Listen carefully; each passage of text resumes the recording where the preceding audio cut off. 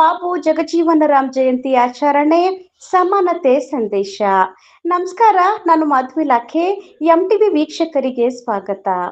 ಹಸಿರು ಕ್ರಾಂತಿಯ ಹರಿಹಾರ ಹಾಗೂ ಸಾಮಾಜಿಕ ಸಮಾನತೆಯ ಹೋರಾಟಗಾರ ಬಾಬು ಜಗಜೀವನರಾಮ್ ಅವರ 119ನೇ ಜಯಂತಿ ಅಂಗವಾಗಿ ಹುಣಸೂರಿನ ತಹಶೀಲ್ ಕಚೇರಿಯಲ್ಲಿ ತಾಲೂಕಾ ಆಡಳಿತದಿಂದ ಭಾನುವಾರ ಕಾರ್ಯಕ್ರಮವನ್ನು ಭಾವಪೂರ್ಣವಾಗಿ ಆಚರಿಸಲಾಯಿತು.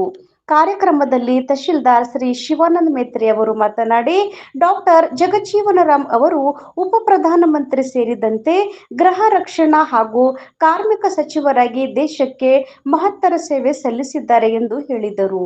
ಕೃಷಿ ಕ್ಷೇತ್ರಕ್ಕೆ ಉತ್ತೇಜನ ನೀಡಿ ಹಸಿರು ಕ್ರಾಂತಿಗೆ ಬಲ ತುಂಬಿದ ಅವರು ರೈತರ ಜೀವನ ಮಟ್ಟ ಸುಧಾರಣೆಗೆ ಅನೇಕ ಯೋಜನೆಗಳು ಜಾರಿಗೆ ತಂದಿದ್ದರು ಎಂದು ವಿವರಿಸಿದರು. ವಿದ್ಯಾರ್ಥಿ ದಶೆಯಿಂದಲೇ ಹೋರಾಟ ಮನೋಭಾವ ಬೆಳೆಸಿಕೊಂಡು ಸ್ವಾತಂತ್ರ್ಯ ಹೋರಾಟದಲ್ಲಿ ಪ್ರಮುಖ ಪಾತ್ರ ವಹಿಸಿದ ಅವರ ಆದರ್ಶಗಳನ್ನು ಎಲ್ಲರೂ ಅಳವಡಿಸಿಕೊಳ್ಳಬೇಕು ಎಂದು ಕರೆ ನೀಡಿದರು. ಈ ಸಂದರ್ಭದಲ್ಲಿ ಮಾದಿಗ ಸಮಾಜದ ಪ್ರಮುಖ ಗಣೇಶ್ ಸೂರ್ಯವಂಶಿ ಮಾತನಾಡಿದರು. ಉಪ ತಹಶೀಲ್ದಾರ್ ಸಂಜುಕುಮಾರ್ ಸಜ್ಜನಶೆಟ್ಟಿ, ಕಂದಾಯ ನಿರೀಕ್ಷಕ ಶರಣು ಪವಡಶೆಟ್ಟಿ, ಪಿಕೆಪಿಎಸ್ ಸಹಕಾರ ಸಂಘದ ಅಧ್ಯಕ್ಷ ಭಾಗವತ್ ಜಾನಬಾ, ನಿರ್ದೇಶಕ ಅಶೋಕ್ ಮೇತ್ರೆ, ಸಮಾಜ ಕಲ್ಯಾಣ ಇಲಾಖೆಯ ತಾಲೂಕಾ ವ್ಯವಸ್ಥಾಪಕಿ ರೇಣುಕಾ ಕಟ್ಟಿಮನಿ, ತಾಲೂಕಾ ಪಂಚಾಯತ್ ಸಿಇಒ ಮಹಾದೇವ್ ಜುಮ್ಮು, ಗ್ರಾಮ ಪಂಚಾಯತ್ ಸದಸ್ಯ ಧನಜಿ ಸೂರ್ಯವಂಶಿ ಸೇರಿದಂತೆ ಹಲವರು ಉಪಸ್ಥಿತರಿದ್ದರು. ವರದಿ ಮಾಧುವಿಲಾಖೆ, ಎಂಟಿವಿ ನ್ಯೂಸ್ ಕನ್ನಡ. ನಿರಂತರ ಸುದ್ದಿ ಮತ್ತು ಜಾಹೀರಾತುಗಳಿಗಾಗಿ ಎಂಟಿವಿ ಕನ್ನಡ ನ್ಯೂಸ್ ಅನ್ನು ಸಬ್ಸ್ಕ್ರೈಬ್ ಮಾಡಿ. ಧನ್ಯವಾದಗಳು. ಭಾಗವಹಿಸಿದರು. ಅದೇ ಅಲ್ಲದೆ ಅವರು ವಿದ್ಯಾರ್ಥಿ ಜೀವನದಲ್ಲಿಯೂ ಸಹ ಅನೇಕ ಹೋರಾಟಗಳನ್ನು ಮಾಡ್ಕೊತ ಬಂದಿದ್ದರು. ಮತ್ತು ಏನು ಶಾಲೆ ಕಲಿಯುವಾಗ ಅವರು ಏನು ಪ್ರಾಥಮಿಕ ಶಾಲಾ ಶಿಕ್ಷಣ ಈಗಿನ ಬಿಹಾರದಲ್ಲಿ ಕಲಿತಾ ಇದ್ದಾರೆ. ಆ ಸಮಯದಲ್ಲಿ ಅಲ್ಲಿ ಆ ಶಾಲೆಯಲ್ಲಿ ನೀರು ಕುಡಿಯುವ 2 ಮಟಕೆಗಳನ್ನು ಪ್ರತ್ಯೇಕವಾಗಿ ಇಟ್ಟಿದ್ದರು. ಒಂದು ಮೇಲ್ವರ್ಗದವರು, ಮತ್ತೊಂದು ಶೋಷಿತ ವರ್ಗದ ಅಂತೇಳಿ. ಅದ್ರ ಕಡಿದು ಅದು ಶ್ರೀ ಬಾಬೂಜಿಯವರಿಗೆ ಇದು ಇದಾಗಿದ್ದಿಲ್ಲ. ಯಾಕಂತಂದ್ರೆ ಎಲ್ಲರೂ ನಾವು ಶಾಲೆ ಕಲಿಯೋ ಮುಂದೆ ಸಮಾನಾಗಿದ್ದೀವಿ, ಅದಕ್ಕೆ ಒಂದೇ ಇಡಬೇಕು, 2 ಇಡಬಾರ್ದಿದ್ದು. ನಾವು ಅದರಲ್ಲಿ ನೀರು ಕುಡಿಲ್ಲ ಅಂತೇಳಿ ಎಲ್ಲರೂ ಹುಡುಗರು ಆಟ ಆಡೋಕೆ ಹೊರಗೆ ಹೋದ್ನಾಗ ಅದೊಂದು ಮಟಕೆ ಹೊಡೆದಿದ್ರು. ಅದಕ್ಕೆ ಅಲ್ಲಿನ ಅಧ್ಯಾಪಕರು ಇದು ಮಾಡಿದ್ರು. ಅಧ್ಯಾಪಕರು ಮತ್ತೆಲ್ಲ ತಿಳಿಸಿ ಬಾಬು ಜಗಜೀವನ ಇದು ಕೇಳಲ್ಲ ಅಂತೇಳಿ ಇದು ಮಾಡಿಬಿಟ್ರು. ಒಂದೇ ಮಡಿಕೆ ಇಟ್ಟಿದ್ರು. ಅದ್ರ ಅವರು ವಿದ್ಯಾರ್ಥಿ ವಿಷಯದಿಂದಲೇ ಅವರು ಸಮಾನತೆಗಾಗಿ ಹೋರಾಟ ಮಾಡಿದರು. ಮತ್ತು ಸ್ವತಂತ್ರ ಚಳವಳಿಯಲ್ಲೂ ಹೋರಾಟ ಮಾಡಿದರು. ಮುಂದೆ ಸ್ವತಂತ್ರ ನಂತರ ನಮ್ಮ ದೇಶದ ಗೃಹ ಮಂತ್ರಿಯಾಗಿದ್ದರು, ನಮ್ಮ ದೇಶದ ರಕ್ಷಣಾ ಸಚಿವರಾಗಿದ್ದರು. ಮತ್ತು ಈಗೇನು ಪಾಕಿಸ್ತಾನದ ಜೊತೆಗೆ ಯುದ್ಧ ಆಗಿದ್ರು, ಆ ಯುದ್ಧವನ್ನು ಗೆಲ್ಲುವಲ್ಲಿ ಶ್ರೀ ಬಾಬು ಜಗಜೀವನರವರ ಪಾತ್ರ ಬಹಳ ಪ್ರಮುಖವಾಗಿತ್ತು. ಸ್ವತಂತ್ರ ನಂತರ ದಿನಗಳಲ್ಲಿ ಅವರು ಮೊಟ್ಟ ಮೊದಲನೇ ಕಾರ್ಮಿಕ ಸಚಿವರಾಗಿದ್ದರು. ಮತ್ತು ಈಗೇನು ಎಲ್ಲ ನಾವು PF ಅಂತೇನು ಕರಿತಾ ಇದ್ದೀವಿ, ಬೆನಿಫಿಟು, ಆಗಿನ ಕಾಲದಾಗ ಬಾಬು ಜಗಜೀವನರವರೇ ಅದು ಆಗಿನ ಕಾಲದಾಗೆಲ್ಲ ಜಾರಿ ಮಾಡಿದರು.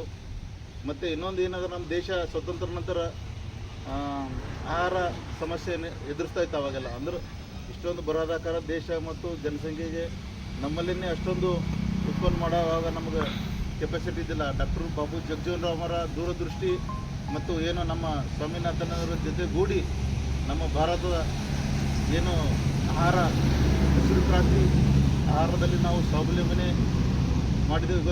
ಇವತ್ತು ಇಷ್ಟೊಂದು ಏನು ಅಗ್ರಿಕಲ್ಚರ್ ಅಥವಾ ನಾವು ಕೃಷಿಯಲ್ಲಿ ಬೆಳವಣಿಗೆ ಸಾಧ್ಯತೆ, ಅದಕ್ಕೆಲ್ಲ ಡಾಕ್ಟರ್ ಜಗಜೀವನರಾವ್ ಮತ್ತು ಸ್ವಾಮಿನಾಥನ್ ಈ ಕಾರಣ. ಈ ಸಂದರ್ಭದಲ್ಲಿ ನಾವು ಅವರಿಗೆ ನೆನೆಸ್ಕೋಬೇಕಾಗುತ್ತದೆ. ಮತ್ತು ಈ ಸಮಯದ ಡಾಕ್ಟರ್ BR ಅಂಬೇಡ್ಕರ್ ಅವರ ಏನು ಕನಸಾಗಿತ್ತಂದ್ರೆ ಈ ವರ್ಗದ ಶೋಷಿತರು ಈ ದೇಶವನ್ನು ಆಳ್ಬೇಕಂತೇಳಿ ಅವ್ರ ಕನಸಾಗಿತ್ತು. ಆ ಕನಸನ್ನು ಡಾಕ್ಟರ್ ಬಾಬು ಜಗಜೀವನರಾವ್ ನನಸು ಮಾಡಿದರು. ಈ ದೇಶದ ಅತ್ಯಂತ ದೊಡ್ಡ ಪ್ರಧಾನಮಂತ್ರಿ ಅದರ ಸಲಹೆ ಉಪ ಪ್ರಧಾನಮಂತ್ರಿ ಸದ್ಗ ಅವರು ಹೋಗಿ ಈ ದೇಶದ ರಾಜಕೀಯ ಕ್ಷೇತ್ರದಲ್ಲಿ ಅನೇಕ ಸಾಧನೆ ಮಾಡಿದ್ದಾರೆ.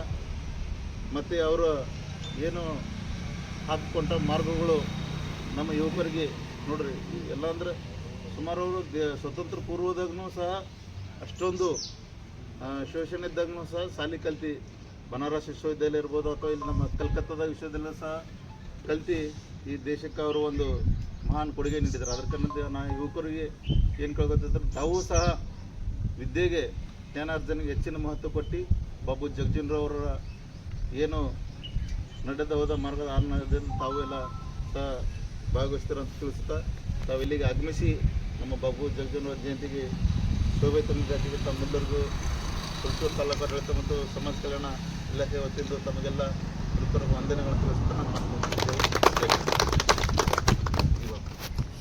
ಇವತ್ತಿನ ದಿವಸ ಹಸಿರು ಕ್ರಾಂತಿಯ ಹರಿಕಾರ, ಶೋಷಿತರ ಧ್ವನಿ, ದಲಿತರ ಧ್ವನಿ ಆಗಿರುವಂಥ ಡಾಕ್ಟರ್ ಬಾಬು ಜಗಜೀವನ್ ರಾಮ್ ಅವರ 119ನೇ ಜಯಂತಿಯ ನಿಮಿತ್ತವಾಗಿ ಆಗಮಿಸಿದಂಥ ಎಲ್ಲರಿಗೆ ಸ್ವಾಗತ ಕೋರುತ್ತಾ, ಡಾಕ್ಟರ್ ಬಾಬು ಜಗಜೀವನ್ ರಾಮ್ ಏನು ಹೇಳ್ತಾರಂದ್ರೆ, ನಮ್ಮಿಂದ ಸಮಾಜ ಉದ್ಧಾರ ಆಗಬೇಕು ಹೊರತು ಸಮಾಜದಿಂದ ನಾವಲ್ಲ ಅಂತ ಇವ್ರದ್ದು ಒಂದು ಕರೆ ಇತ್ತು. ಯಾರಿಗ? ನಮ್ಮದು ಯುವಕರಿಗೆ.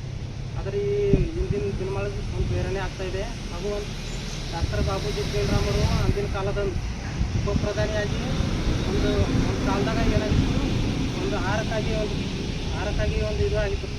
ವಿದೇಶದಿಂದ ಆಹಾರ ಒಂದು ತರುವಂಥ ಪರಿಸ್ಥಿತಿ ಇತ್ತು. ಡಾಕ್ಟರ್ ಬಾಬು ಅಮೆರಿಕಾದಿಂದ ಗೋಧಿಯನ್ನು ತಂದುಕೊಟ್ಟು ಇಲ್ಲಿ ಜನರಿಗೆ ಇದು ಮಾಡಾಯಿತು. ಅಂದಿನ ಕಾಲದ ಒಂದು ಹೊಸ ವಿಜ್ಞಾನದೊಂದಿಗೆ ಹಸಿರು ಕ್ರಾಂತಿ ಅಂತಂದು ಇದರಿಂದ ಕೃಷಿಗೆ ಒಂದು ಹೆಚ್ಚುವರಿ ಬತ್ತಿ ಡಾಕ್ಟರ್ ಬಾಬು ಜಗಜೀವನ್ ರಾಮ್ ಒಂದು ಇದಕ್ಕೆಲ್ಲ ಕಾರಣ ಗೋತಾರಂದ್ರೆ ನಮ್ಮ ಡಾಕ್ಟರ್ ಬಾಬು ಜಗಜೀವನ್ ರಾಮ್ ಅಂತ ಹೇಳ್ಬೋದು. ಹಾಗೂ ಇದು ಕಾರ್ಯಕ್ರಮ ಒಂದು ಒಳ್ಳೆಯ ರೀತಿಯ ನಡೆಸಿಕೊಟ್ಟಂಥ ತಾಲೂಕು ಆಡಳಿತದವರಿಗೆ ಎಲ್ಲರಿಗೂ ಕೂಡ ಒಂದು ಧನ್ಯವಾದಗಳು ತಿಳಿಸ್ತೇನೆ. ಧನ್ಯವಾದಗಳು.